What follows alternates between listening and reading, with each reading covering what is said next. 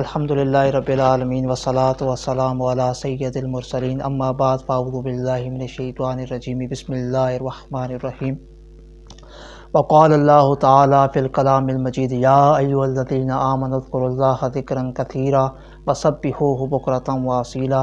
اللہ کریم نے ارشاد فرمایا سورہ احزاب کی آیات کے اندر کہ ہے ایمان والو اللہ کا کثرت سے ذکر کیا کرو، وسبحوہ بکرۃ واصیلا، اور صبح و شام اللہ تعالیٰ کی پاکی بیان کیا کرو۔ علماء فرماتے ہیں کہ ایک کام ہے جس کا اللہ تعالیٰ نے کثرت کے ساتھ کرنے کا حکم ارشاد فرمایا ہے، اور وہ اللہ کا ذکر ہے، اللہ کی یاد ہے۔ اللہ کریم نے ارشاد فرمایا فاذکروا اللہ کثیرا لعلکم تفلحون، اللہ کا کثرت سے ذکر کیا کرو تاکہ تم فلاح پا جاؤ، تاکہ تم کامیاب ہو جاؤ۔ اور سورہ البقرہ میں ارشاد فرمایا فاذکرونی اذکرکم، تم میری یاد کیا کرو، میرا ذکر کیا کرو، اذکرکم، میں تمہارا ذکر کیا کروں گا۔ رب ہو کے رب فرما رہا ہے کہ میں تمہیں یاد کروں گا، میں فرشتوں کے سامنے تمہارا تذکرہ کروں گا، میں فخر کروں گا کہ دیکھو زمین پر میرا بندہ میری یاد کر رہا ہے، وہ دیکھو اکیلے میں پڑھ رہا ہے، سبحان اللہ و بحمدہ سبحان اللہ العظیم۔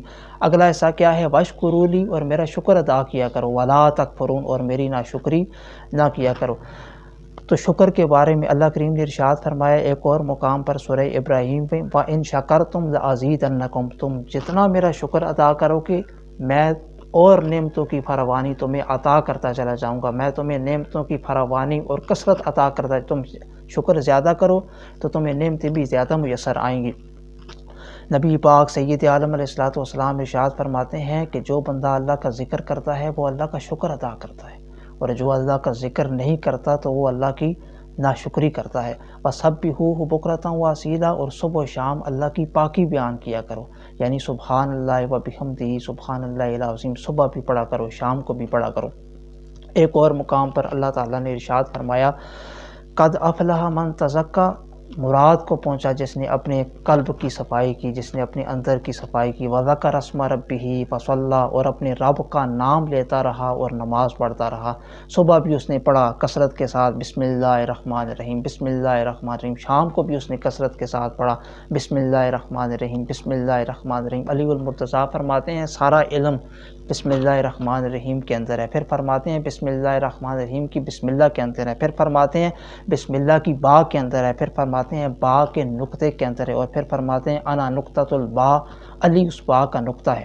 آپ فرماتے ہیں کہ دنیا میں کئی کام بڑے مشکل ہیں، ان مشکل کاموں میں سے ایک کام مشکل حضرت علی المرتضیٰ نے یہ فرمایا ہے کہ ہر حال میں اللہ کا ذکر کرنا کوئی آسان کام نہیں ہے، یہ بڑی مشکل بات ہے۔ دنیا میں خوشی غمی کے 100 قسم کے واقعات، دھوپ چھاؤں کے معاملات ہوتے ہیں، اس ہر معاملے میں اللہ کا ذکر کثرت کے ساتھ کرنا یہ آسان کام نہیں ہے، لیکن اگر کوئی کرے تو بہت بڑی فضیلت والی بات ہے، بہت بڑی عظمت والی بات ہے۔ نبی پاک سید عالم علیہ الصلوۃ والسلام ارشاد فرماتے ہیں کہ دو نعمتیں ایسی ہیں جن میں اکثر لوگ نقصان میں ہیں، دھوکے میں مبتلا ہیں، اکثر لوگ ان دو نعمتوں کے اعتبار سے خسارے کے اندر مبتلا ہیں۔ یا رسول اللہ وہ کون سی؟ فرمایا ایک صحت ہے، دوسری فراغت ہے۔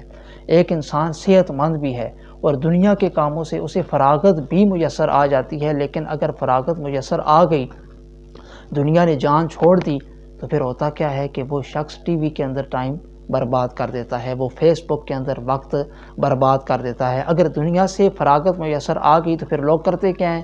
گھومنے چلے جاتے ہیں، وقت برباد کرتے ہیں۔ اگر دنیا سے فراغت میسر آ گئی تو لا یعنی باتوں کے اندر، سیاست کے تبصروں کے اندر وقت کو برباد کر دیتے ہیں، کرکٹ کے تبصروں میں اور فٹ بال کے کھلاڑیوں کے تبصروں کے اندر وقت کو ضائع کر دیتے ہیں۔ نبی پاک سید عالم علیہ الصلوۃ والسلام فرماتے ہیں اس بندے کے اسلام کی خوبی یہ ہے کہ وہ لا یعنی باتوں کو چھوڑ دے، جو باتیں اس کی مقصد کی نہیں، جو باتیں اس کی مطلب کی نہیں، ان باتوں کو وہ چھوڑ دے۔ ہمارے وہ پنجابی میں کہتے ہیں کہ جڑے پنڈ بیڑا نہیں اس طرح کی پوچھنا، آپ نے جس طرف نہیں جانا، آپ کو جن باتوں سے فائدہ نہیں ہو سکتا، آپ ان باتوں پہ کیوں اپنا وقت برباد کرتے ہیں؟ تو ایسی باتوں پہ اپنے وقت کو ضائع مت کریں۔ دیکھیں ہمارا نا وقت شریعت نے بہت قیمتی بنا دیا ہے، انمول بنا دیا ہے، اور وقت ایسی چیز ہے جو جا کے واپس پیسہ اور دولت، دنیا کا مال و زر یہ قیمتی ہے، وقت قیمتی نہیں ہے، وقت انمول ہے۔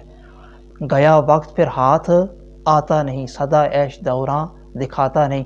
شریعت نے ہمارا وقت بڑا قیمتی کر دیا۔ اگر آپ فارغ ہیں دیکھیں ایک اور بات یاد آ گئی، سورہ کہف کا آخری رکوع ہے، قُلْ هَلْ نُنَبِّئُكُمْ بِالْأَخْسَرِينَ أَعْمَالًا، ہے محبوب ہم آپ کو بتائیں کہ سب سے زیادہ نقصان والے اعمال کن لوگوں کے ہیں؟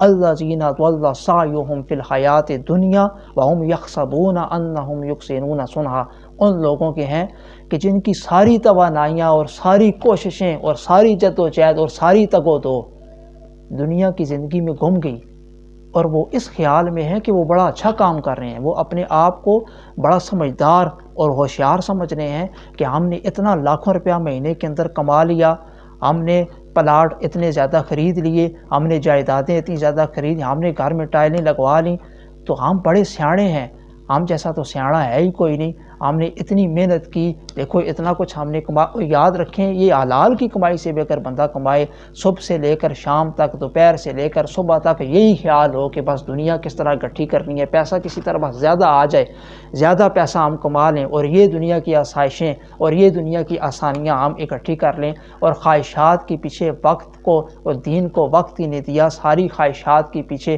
اپنی ساری توانائیاں صرف کر دیں، ہزاروں خواہشیں ایسی کہ ہر خواہش پہ دم نکلے، بہت نکلے میرے ارمان لیکن پھر بھی کم نکلے، اور پھر اچانک موت کا وقت آ جاتا ہے اور پھر انسان دنیا سے چلا جاتا ہے۔ الہاکم التکاثر حتی زرتم المقابر، تمہیں غافل رکھا مال کی زیادہ طلبی نے حتیٰ کہ تم قبروں میں جا پہنچے۔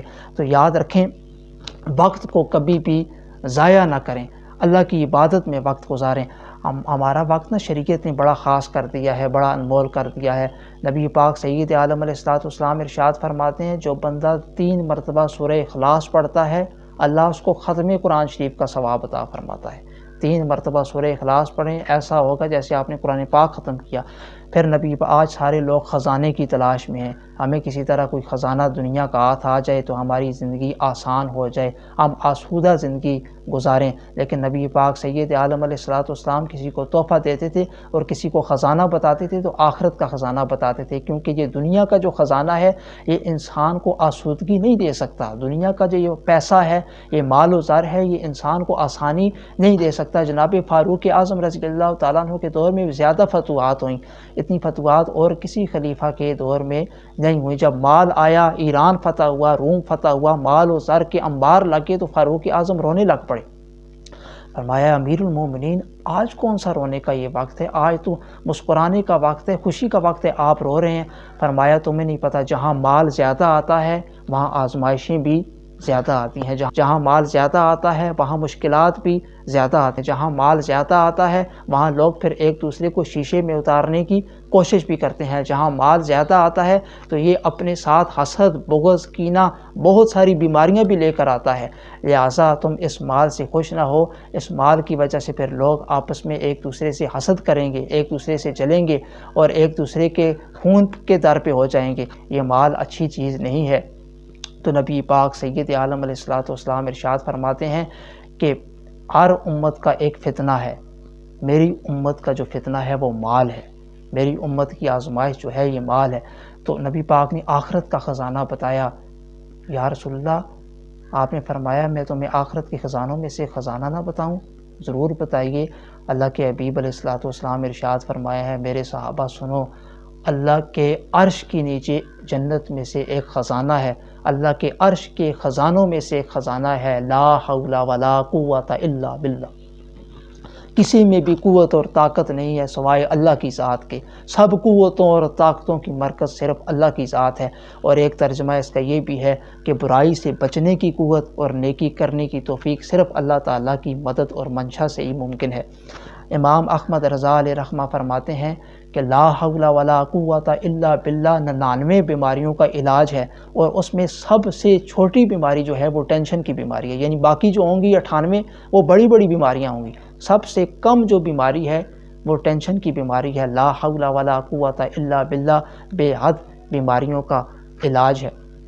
سورہ حشر کی آخری 3 آیات کے متعلق نبی رحمت علیہ السلام ارشاد فرماتے ہیں کہ جو بندہ صبح کو پڑھے تو شام تک 70,000 فرشتے اس کے لیے دعائے مغفرت کرتے ہیں، جو شام کو پڑھے صبح تک 70,000 فرشتے اس کے لیے دعائے مغفرت کرتے ہیں۔